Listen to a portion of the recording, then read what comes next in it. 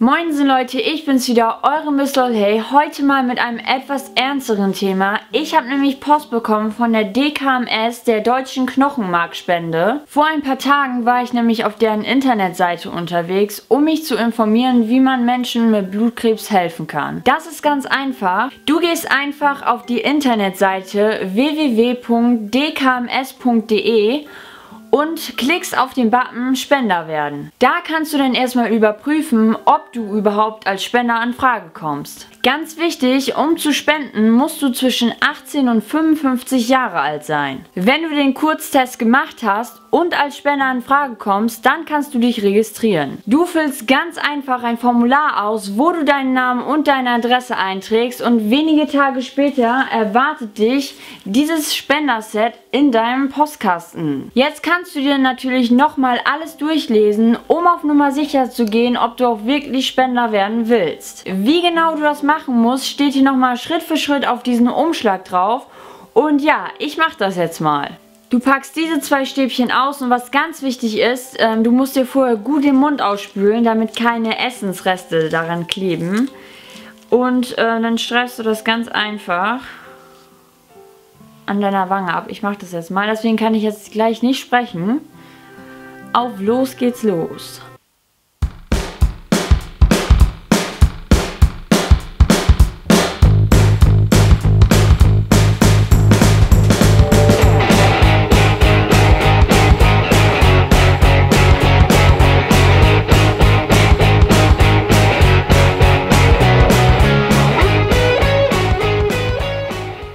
Wie du siehst, ich lebe noch und es hat überhaupt nicht wehgetan. Jetzt müssen die beiden Stäbchen hier noch trocknen und zwar 5 Minuten lang. In der Zeit kannst du schon mal das Einverständnisformular ausfüllen. So sieht das nämlich aus.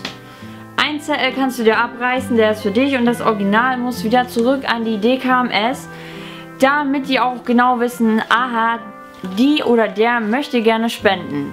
Ach ja, der DKMS kostet es 50 €, einen neuen Spender aufzunehmen. Das Ganze kannst du unterstützen, indem du vielleicht 5 € spendest, 10 € oder 50 €, denn jeder Euro zählt.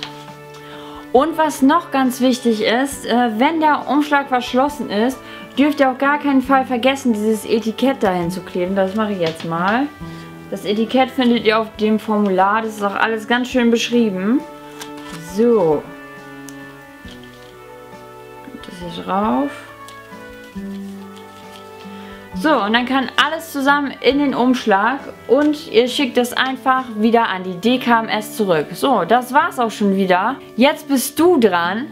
Hab keine Angst, denn wenn du wirklich als Stammzellenspender in Frage kommst, dann werden euch die Stammzellen nicht aus dem Rückenmark entnommen, was viele meinen, das stimmt nicht. Also die werden nicht aus dem Rückenmark entnommen, sondern aus dem Becken. Das kann 2 bis 3 Tage Krankenaufenthalt bedeuten. Aber ich finde, ich meine, ob man jetzt 2 oder 3 Tage im Krankenhaus liegt oder vielleicht auch 4, ich meine, man hat wenigstens ein Menschenleben gerettet. Und ich meine, das muss man sich mal vorstellen und immer vor Augen halten.